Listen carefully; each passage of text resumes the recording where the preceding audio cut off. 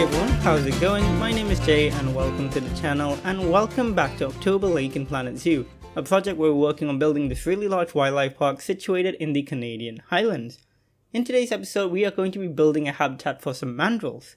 If you do like that idea, if you do like today's video, and if you do want to see more, please do consider leaving a like down below, and of course do subscribe for more Planet Zoo content.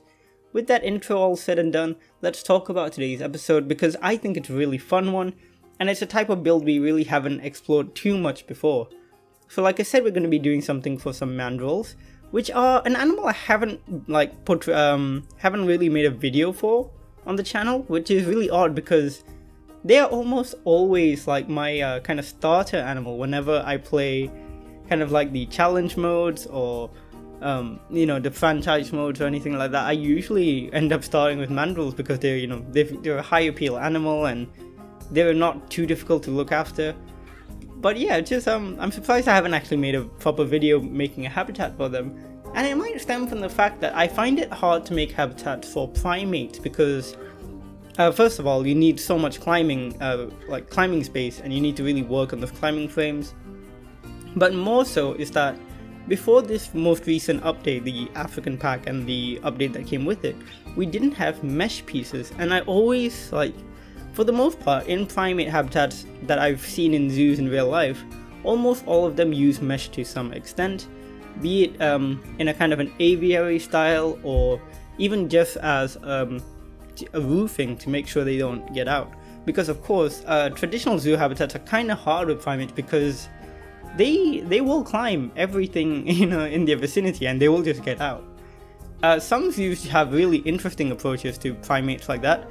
So, long-term viewers of the channel, you've heard me talk about Singapore Zoo a million times, but this is a really unique thing that they do, and it's many of the primates at Singapore Zoo are free roaming. They can just go wherever they want in the park, but they do have set habitats where they come to get fed, where they find shelter.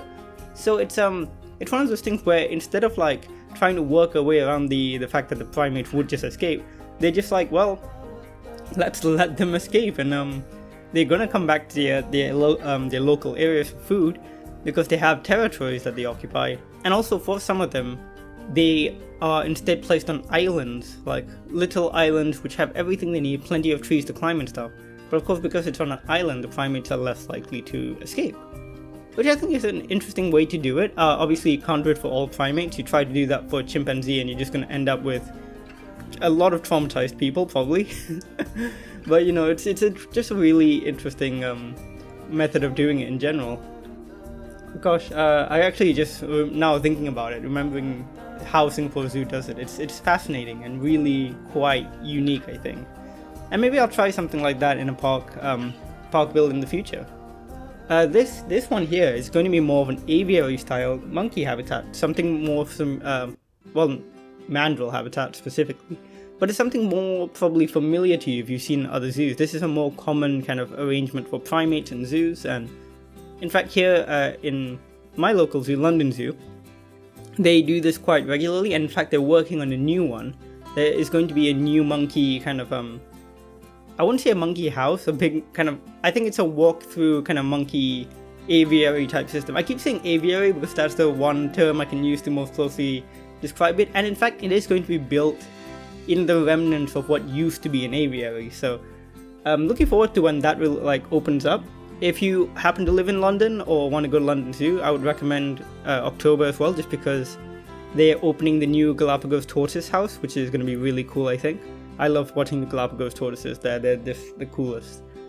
But yeah, tangent aside, going back to talking about primates and mandrills, and specifically mandrills, let's talk a little bit about them, because we'll just be doing kind of rock work and kind of exterior work, and I will talk a bit more about some of the more complex stuff as we go through it, but I'd like to talk a little bit about the animal as always. Mandrills are very, very unique primates. I mean, if you've ever seen a mandrill, the thing that stands out immediately is that really bright coloration they have on their face, and of course on their rears. They've got incredibly colorful butts, which is so funny because I'm a child, obviously. This is super interesting. They're extremely sexually dimorphic. In fact, one of the most sexually dimorphic mammals there is. Males are so much larger. and males have like much brighter coloration, and of course all over. And it's just really interesting. Males as well, if you look at their snouts and their faces, they've got these massive teeth, which the females do have as well, but males definitely have bigger teeth in general. And also males are more likely to have their fur kind of point up towards a peak in the top of their heads, whereas females do have that, but to a much lesser extent. They're just really interesting mammals. It's like if a mammal tried to be a bird, essentially, which is, I think is a good description.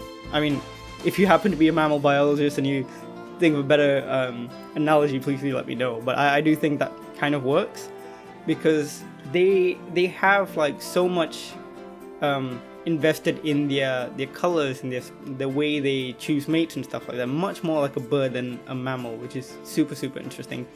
And the fact that they've got blue coloration too, like so no actual mammal can produce blue pigment. That's just flat out like something we've never seen before. So what actually is happening here with the mandrill is that they have collagen fibers across their face, right, in their skin, and the way it's kind of like structured, it's the microscopic structures scatter light in a certain way to essentially look blue. This is something you see in peacock feathers, for example, and it is fascinating. So it's not an actual pigment, it's instead like right down to the molecular structure of the skin. It is built in, well, not built, but it's arranged in such a way that it will create blue when there isn't any already, which is incredibly fascinating. That is just one of the coolest things. Before we continue talking about the mandrill, as you can see, we're actually starting to work on the skeleton of the structure for the mandrill area over here. And we're using bamboo pieces because thematically it looks quite nice, as well as the new mesh pieces, which are, I love them. They're incredible, super versatile, very useful in so many circumstances. And here we are building them a little house, so they can't get out, of course, because if they did, it wouldn't be super easy to get them back. They're extremely good climbers, very fast as well. And it's got a good amount of space in there for the mandrills as well. And it's very tall. This whole thing is probably like 8 to 10 meters off the ground. Yeah, I think probably about 10 to 12 at its highest over there.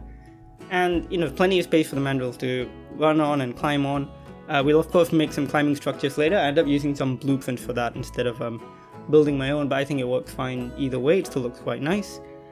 And one thing I didn't do here, which I might do in the future, is add some rope pathways closer to the top of this structure, so that the mandrills can get really high up if they wanted to. And I think that would look pretty cool. You may wonder, of course, how they're not just escaping, because everything here is climbable. You won't see it in the speed build, but after this, what I ended up doing to prevent that is just adding in some kind of arctic wood pieces around the outside. Those are the only non-climbable wood pieces, and it kind of stops them from just being able to kind of clip through, which is a bit of a limitation of the game. I considered adding water there, but then I just decided against it because it gives the mandrills more space to explore, and they're not great swimmers, so you don't want them to get stuck. Going back to talking about the mandrills, generally speaking, they're quite omnivorous, like a lot of other primates are, but they're quite powerful when they want to hunt. So generally they eat insects and arachnids and stuff like that, but occasionally they will eat vertebrate prey like tortoises or like small reptiles, frogs, birds. As the reason they can do that is because of those massive teeth. They look quite similar to baboons, even though they're not super closely related. Baboons are a whole different thing. But they have incredibly large, powerful teeth, very strong, and they can use that to just tackle prey that they, any sort of small prey that they are interested in hunting. They, however, are predated upon by leopards almost primarily. Leopards, of course, live in the same region, and leopards love climbing, so they're known to take on mandrills in the trees and stuff like that. And smaller mandrills can be taken out by smaller things, of course, birds of prey, pythons, for example. So it's super interesting. Mandrills, interestingly, are more terrestrial than most of their other primate counterparts. but they are more likely to spend time in trees than baboons, where baboons are almost entirely terrestrial. Mandrills will still kind of spend time in the trees and jump around and stuff like that, and they do sleep in trees as well.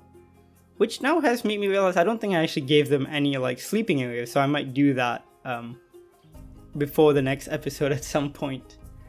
Interestingly as well, like quite a lot of other primates, they have been observed using tools. They use sticks to clean themselves and to get insects out of trees and stuff, so that's pretty cool. Just a really interesting primate. Primates in general are fascinating, but again, mammals, like I mentioned before, never really have been my like specialty when it comes to animals. I'm always super interested in reptiles, amphibians, stuff like that. But of course, they're just as fascinating, and I love learning about them. And the more I find out, the more I'm like, you know what? There's any animal you could choose in the world, like any of them, you're gonna find something cool about them. You know, like that's kind of been the point of my dissertation as well. I've been writing about charismatic animals and zoos and stuff like that, and I just finished my dissertation today actually, which is the day I'm recording this anyways, and that is a huge weight off my shoulders. So hopefully I'll have more time for videos and stuff now, and I won't be missing as many videos. It's a huge weight off my shoulders. I did actually love writing that dissertation, like writing a dissertation about zoos and about communication with animals and kind of like how to make it better. It's just kind of been just a real like fun experience and a bit of an eye-opener as well for me, because I've been learning about how these animals are depicted in zoos and in documentaries and just in different contexts, and like finding better ways to do things, I think is kind of the main goal of this, is finding like ways to communicate animals where you instill a love for the animal as opposed to like, you know, just a passing interest. So it's been really fun, and maybe once I receive it back like all graded and stuff in a few months, I'll talk about it a little bit more on the channel, because I feel like this is a topic I really want to get into, maybe even professionally at some point. It's just so fascinating, so maybe I'll talk about it a bit more then. But it is nice to be done with it as well, just so I can have a bit more time, and it means hopefully more videos on the way. Of course, I am still doing that new Jurassic World Evolution series, which will hopefully wrap up just before Jurassic World Evolution 2 drops. Planet Zoo, I'm just gonna keep playing it because my favorite game. I have no reason to not want to play it. I am still in love with the game. Like, I have not felt like burnout or anything like that with it, because especially with my schedule, it's not like I'm playing it constantly 24/7. I'm making like one of these videos a week, and each time I'm think like, oh, I've got an idea for a habitat, and I'll go in and build it, and it's always fun. It's always like a nice little like experience for me. So I still really love it, and I'll be more than happy to continue doing it. And you know, we are coming around to the time where we would expect another DLC to drop. So I would, you know, I'm hoping we'll get something really cool. Who knows what it might be? I think it'd be really well, it should be really soon anyways. We're coming up to around that time of year where we should be getting one, but who knows. In general, Planet Zoo, I think a lot of people said it might have like a 2-year lifespan for DLCs, kind of like Planet Coaster did. I wasn't really, you know, a fan of Planet Coaster. Obviously, I'm just not a theme park kind of person.